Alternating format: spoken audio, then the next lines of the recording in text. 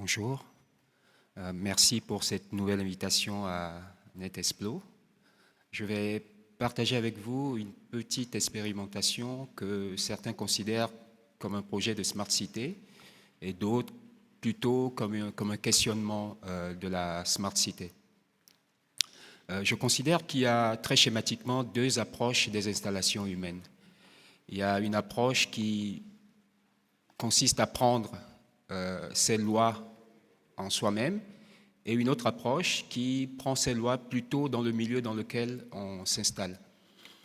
La première approche, effectivement, c'est celle de nos villes modernes qui s'installent dans un milieu en considérant que le milieu, c'est quelque chose dont il faut s'affranchir et le milieu doit avoir le minimum de contraintes sur l'installation et donc on fait ville sur Terre comme on ferait ville sur Mars, un peu comme sous un bocal, avec un certain nombre de dispositifs dont l'objectif finalement est de s'affranchir de plus en plus du naturel et de faire une ville qui soit le plus possible autonome et indépendant du milieu dans lequel elle se déploie. Cette approche est en crise et l'état le plus avancé de cette crise, c'est ce qu'on appelle aujourd'hui l'Anthropocène. Et la NASA, par exemple, nous prédit que dans quelques décennies, la civilisation risque d'être renversée et que la nature, un peu comme dans le poème de Shelley, pourrait reprendre ses droits. Il y a une autre approche des installations, c'est une approche où on considère qu'on n'est que des parasites sur un organisme vivant qui lui-même participe d'un ensemble plus grand et donc que l'approche ou l'installation devrait être sensible à ce qu'elle perpétue cet ordre général et ne rentre pas en conflit avec elle. C'est l'approche qu'on peut appeler l'approche du système monde, c'est globalement l'approche des sociétés de tradition. Et dans cette approche-là, l'installation tisse avec son cadre de vie, est imbriquée dans l'environnement et fait tout pour, en quelque sorte, caler son fonctionnement sur le fonctionnement qui est celui de l'environnement, de l'univers, du cosmos, l'univers étant perçu comme le modèle idéal de toutes les façons de faire. Et donc, comme la civilisation se décline en littérature, en art, en sciences, etc., le système du monde aussi se décline en un certain nombre de choses qui tous ont cette préoccupation de prendre en charge la cohérence du monde et la continuité du monde. Ici, chez les Égyptiens, vous avez le panthéon égyptien qui est résumé un peu sur le modèle du cosmos, donc c'est une cosmologie.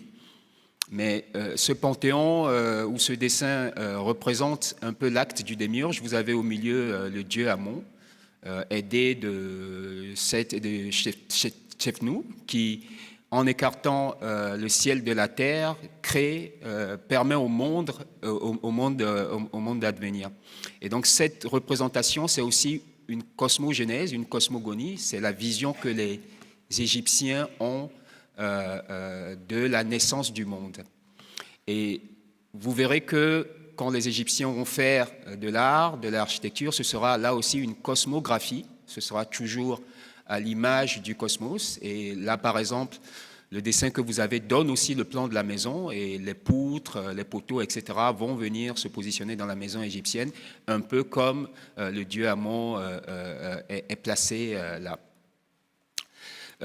Cette approche se décline aussi dans les sociétés de tradition en éthique, en morale. En Afrique, l'expression la plus connue de cette morale, c'est ce qu'on appelle Ubuntu. Ubuntu est un principe qui professe l'interdépendance et considère que l'ordre du monde ou l'équilibre du monde doit se réaliser dans la réunion de la partie et du tout. Et c'est un principe qui désamorce un peu l'avidité et toutes les tentations à l'accumulation, à la performance qui sont les fondements du capitalisme. L'Umuganda que Bernard a présenté tout à l'heure, par exemple au Rwanda, qui est cette journée dédiée à travailler collectivement pour la ville, qui est rentré officiellement dans la loi rwandaise est aussi une expression d'Ubuntu dont le rôle est de faire prendre conscience aux Rwandais ou aux populations en général du fait qu'ils ne sont pas sans, en quelque sorte, les autres.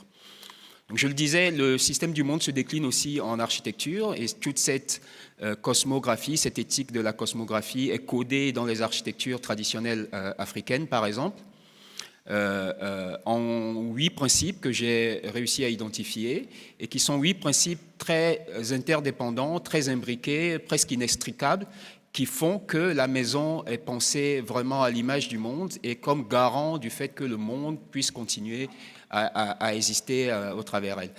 Alors, parmi ces principes, je vais vous en présenter quelques-uns. Il y a la figure de gestation, il y a toujours cette permanence de figures d'accouplement, de naissance dans les architectures, qui est quelque chose qui exprime la perpétuation, en quelque sorte ce que nous considérons, nous, aujourd'hui, comme la durabilité. Il y a cette idée d'unité, qui est donc l'interdépendance, il y a cette idée de totalité, qui est que l'architecture doit résumer le monde et doit être complet à l'image du monde. Il y a le principe de la fractale, qui est la cohérence à différentes échelles et donc la répétition du tout dans la partie. Tous ces principes sont savamment donc organisés comme un algorithme pour permettre à la maison africaine de se situer vraiment au centre du monde, comme un repère pour le monde. Et cela désamorce donc toutes les tentations d'imaginer l'installation comme quelque chose de neutre et qui ne participe pas en quelque sorte de l'ensemble. Et ici, la maison est vraiment un parent pour l'habitant. Alors, quelques autres exemples pour montrer par exemple les figures de gestation chez les Dogons, le fait que le plan de la maison reprend forme humaine parce que l'homme est considéré un peu comme la meilleure réalisation du cosmos et donc c'est cet individu qui n'a pas la nature hors de lui seulement, mais aussi en lui et organisé de la meilleure façon. Et l'homme sert aussi de modèle beaucoup à imaginer la maison, mais aussi le village. Donc, toujours ce principe de fractal qui est que la cohérence doit se reproduire vraiment à toutes les échelles. Vous voyez que l'anthropomorphisme va très loin et s'exprime aussi dans la mode des natures.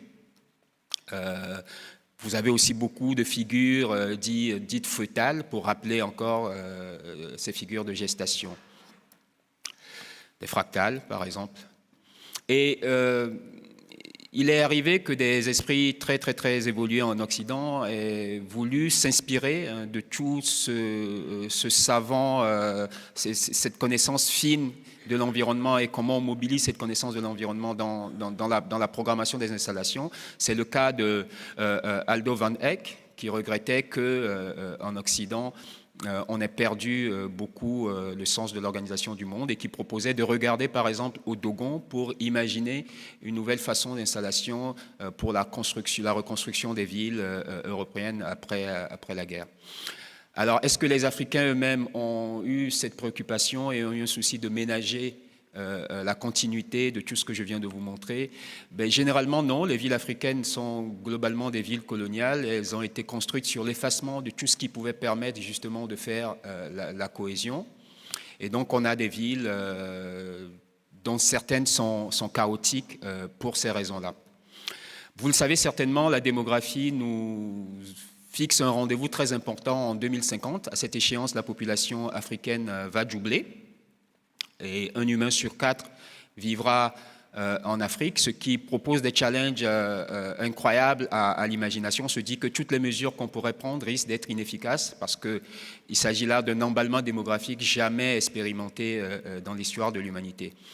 Alors vous pouvez m'objecter que l'Afrique est grande et qu'on y mettrait les États-Unis, la Chine, l'Inde, il y aurait encore de la place et que cela devrait se juguler de façon naturelle.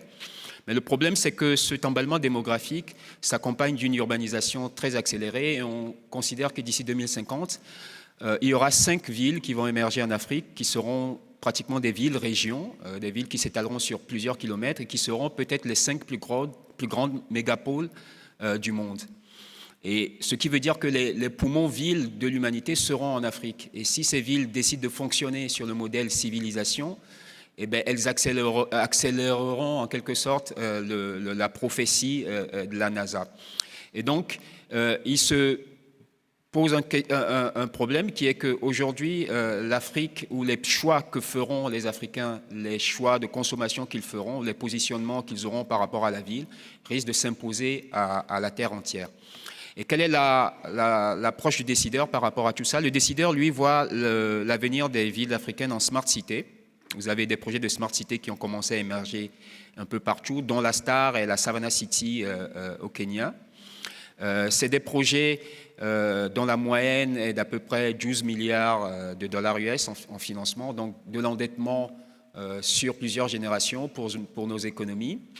Des projets dont l'inclusivité, encore une fois, n'est pas garantie. La technologie est généralement importée dans ce type de projet. Mais la vraie critique à faire à la Smart City n'est pas seulement une critique du point de vue africain. Il y a des critiques plus globales sur ce concept. Il y a par exemple le fait que la Smart City, si on considère que c'est un modèle de ville qui est produit par la technologie, les technologies changeant en permanence, à peine avez-vous fini un projet de Smart City qu'elle est déjà désuète. Donc la Smart City est un horizon qui se défile en permanence. Et donc c'est ce grand cynisme auquel nous collaborons tous, qui est que nous sommes en train de promouvoir comme vision de société le plus vaste programme d'obsolescence programmée qui ait jamais été imaginé. Mais il y a une critique encore plus fine, et peut-être la seule qu'il faudrait faire à la Smart City, c'est que la Smart City ne s'est jamais proposé de faire des smart citizens. La smart city est en quelque sorte le prolongement d'un idéal capitaliste qui est de transformer l'homme en individu. Parce que l'homme affranchi du groupe consomme.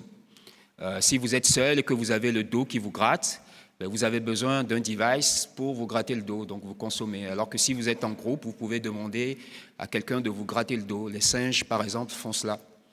Si vous êtes dans un quartier et que vous êtes un groupe, vous avez peut-être besoin d'avoir un seul ménage avec une perceuse, puisque vous ne bricolez pas tous le même jour. Mais si vous êtes dans un quartier des individus, chaque maison devra s'équiper de sa propre perceuse. Et donc, la Smart City travaille à faire de nous de plus en plus des individus. Et l'individu ultime, c'est l'individu inscrit dans la Smart City, parce qu'il n'a même plus besoin de penser, ce sont des algorithmes qui pensent pour lui. Il n'a plus besoin de parler, ce sont ces données qui parlent pour lui. Quand il va faire un prêt à la banque, tout ce qu'il pourra dire n'aura pas autant de poids que ce que le banquier pourra trouver sur lui comme info libérée sur les réseaux sociaux, par exemple. Et il arrive au point même où il n'a même plus besoin de ressentir. Ce n'est plus son interface peau qui lui fait savoir qu'il fait froid et qu'il doit fermer les fenêtres. C'est les fenêtres elles-mêmes qui se ferment toutes seules parce qu'elles ont compris qu'il faisait froid. Et donc, quand on parle d'individus augmentés, souvent, on considère que l'homme augmenté, c'est un homme qui a une puce dans le corps ou un bras robotisé. C'est faux. L'homme augmenté, en fait, c'est l'individu inscrit dans la Smart City, parce que dans la Smart City, la ville elle-même se déploie en prothèse, et c'est par elle que vous appréhendez tout. C'est aussi une perfusion, c'est par elle que tout vous vient, et donc vous êtes fixé dans votre fauteuil. Tout vous arrive, auquel souvent vous ne comprenez rien, et vous pouvez même perdre le pouvoir de savoir comment débrancher tout cela, et vous ne passez plus de frontières, ce sont les frontières qui vous passent. Ce que nous disons, c'est que ce projet de la Smart City, qui est de faire un homme l'individu, risque d'être très difficile pour l'Afrique, parce que les Africains sont fondamentalement des êtres du collectif.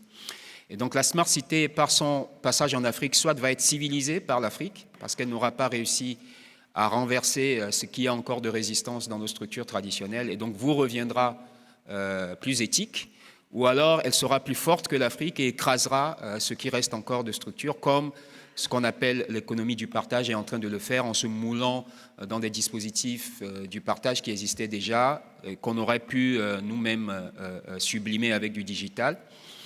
Et donc il y a un enjeu, et l'Afrique peut être un piège pour la Smart City, un piège vertueux, mais ce piège-là, il s'agit de le construire. Peut-on donc imaginer des Smart Cities dont l'horizon pour l'homme serait d'être un collectif? C'est un peu le chantier que nous avons lancé depuis 2012 au Togo, en bricolant ce petit projet que nous avons appelé UpCity. Et voici comment procède ce projet. L'idée, c'est de déployer sur un territoire donné un réseau de lieux, qui sont des lieux ouverts, chacun a le contrat de changer son périmètre d'1 ou de 2 kilomètres autour avec des ressources développées dans le lieu par des gens du quartier. Et donc, pariant sur le fait que les technologies sont aujourd'hui très démocratisées, on peut se dire que des gens d'un quartier se regroupent et décident eux-mêmes du système d'échange, du système de collecte de déchets, du système d'approvisionnement en nourriture, de la mobilité, etc.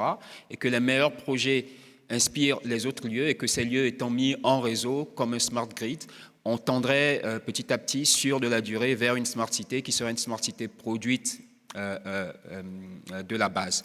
Et les meilleures idées, donc, on en ferait des startups parce que la startup, c'est aujourd'hui ce qui implémente le plus rapidement des solutions. Et toutes ces startups seraient la propriété des communautés de ces lieux. Et donc pas des Uber-like, mais des entreprises avec le verrou de l'inclusivité et de la redistributivité. Et donc on déploierait comme ça sur la ville des milliers de startups non propriétaires. Et on pourrait même imaginer que ces startups décident d'avoir leur propre système d'échange et s'affranchissent de monnaie, mais fonctionnent avec un système de points qu'on accumule parce qu'on rend service à la ville en collectant des déchets ou en donnant un coup de main dans les potagers des potagers communautaires. Je suis très heureux de vous dire qu'on a réussi à créer les 2 premiers lieux de cette utopie que nous projetons sur la ville de Lomé. C'est donc 2 lieux ouverts qui accueillent du monde.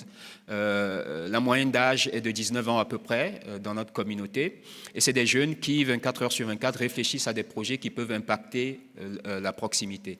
Ces lieux fonctionnent sur le modèle d'un signal qui nous vient des sociétés de tradition, qui est l'enclos d'initiation. L'enclos d'initiation, c'est l'endroit où vous regroupez les jeunes d'un même âge pour les initier à la connaissance du savoir et pour créer une cohésion sur une classe d'âge qui est ensuite reversée à la transformation de votre village.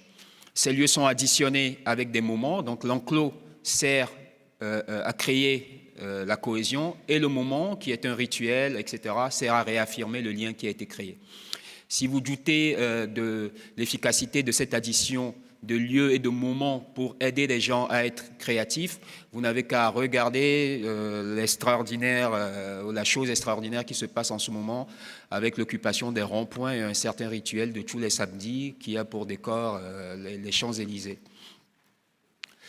Donc, je vais vous présenter quelques projets qui sont nés donc, de ces 2 premiers lieux que nous avons créés. Le premier projet, c'est Scope. Scope est une plateforme qui permet de collecter les déchets dans le rayon d'1 kilomètre autour de chaque lieu. Donc, l'utilisateur qui est dans le périmètre s'inscrit sur la plateforme et l'équipe qui tient le lieu vient lui déposer un kit qu'il remplit de tous ses déchets. Et quand le kit est rempli, le kit peut alerter et nous venons nous-mêmes lever ces déchets que nous trions dans les espaces pour être revendus à des structures qui sont intéressées aux déchets.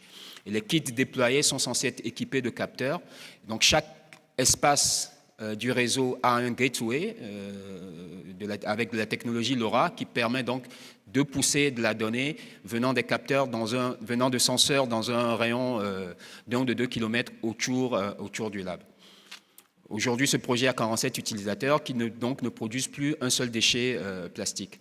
Un autre projet, très rapidement, c'est Urbanatic. C'est le même principe. Chacun des lieux du réseau devient un grenier qui identifie des espaces disponibles dans le périmètre d'1 ou de 2 km, les aménage en potager, la production est stockée dans le grenier et est rendue visible sur une plateforme où des gens du périmètre peuvent donc venir consommer du bio. Et donc ces potagers proviennent de la transformation d'espaces délaissés dans la ville, qui sont souvent des dépotoirs sauvages, que les communautés des lieux valorisent pour faire pousser des choux, carottes, etc.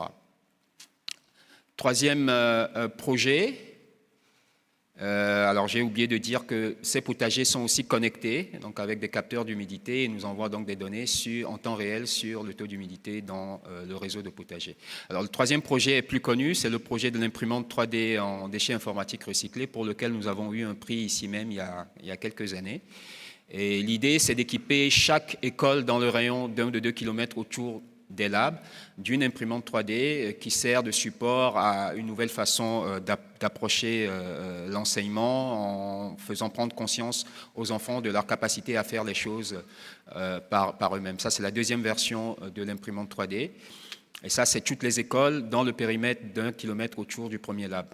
Il y a aussi une réflexion sur l'architecture et comment, depuis des lieux mis en réseau, on lance une architecture qui commence à coloniser un peu l'environnement, qui soit une architecture en autoconstruction, inspirée au maximum des architectures traditionnelles et s'appuyant sur des ressources disponibles localement. Et dans cette recherche, on ne s'interdit pas, par exemple, d'imaginer des choses en impression, des maisons en impression 3D, parce que cette technologie, très proche de l'univers du making, etc., a l'avantage de nous ramener paradoxalement vers des formes qu'on avait perdues dans l'architecture industrielle ciment qui s'est imposée. Alors tout ça est un prétexte à former, à fabriquer en masse des smart citizens, et l'idée c'est que si sur une ville donnée vous arrivez à avoir un programme aussi efficace qui transforme tout le monde en smart citizen, ces gens-là seront capables eux-mêmes, à une échéance plus ou moins longue, de prendre en charge chacun individuellement les problèmes qui se poseront. Nous commençons très tôt puisque les plus jeunes de la communauté ont 7 ans. Nous avons un programme donc, où nous formons des enfants sur un programme un peu d'accélération sur 1 an à pouvoir réaliser eux-mêmes leurs projets en s'appropriant rapidement le potentiel des nouvelles technologies. Alors, je suis désolé, je suis passé très vite vers la fin, mais je n'ai plus beaucoup de temps. J'aimerais juste conclure en disant que tout ce que nous faisons là, en fait, préfigure, il me semble, une nouvelle typologie urbaine qui devrait prendre le relais de la Smart City. Alors, on l'appellera la Sharing City, la Co-City, la ville de la 4e révolution industrielle. Moi, je préfère parler de ville vernaculaire. Mais dans tous les cas, venant lui-même au relais de l'architecte dans la ville durable et de l'ingénieur dans la Smart City, la figure principale de cette nouvelle typologie sera le commun. Et le commun qui, ayant maîtrisé le potentiel de démocratisation aujourd'hui des nouvelles technologies, sera capable de répondre à sa mesure et à l'échelle aux problèmes qui se posent à lui. Et le boom que vit le digital aujourd'hui et l'extraordinaire puissance qu'ont les technologies aujourd'hui vont rendre de plus en plus légitime un certain nombre d'aspirations. Produire dans la proximité, manger localement, aller vers des économies sans monnaie, imaginer des industries décarbonées et même des démocraties sans représentation. Et tout le challenge qui est proposé à la Smart City, c'est de voir si elle pourra ou pas prendre en charge ces préoccupations qui, encore une fois, sont de plus en plus légitimes aujourd'hui. Merci.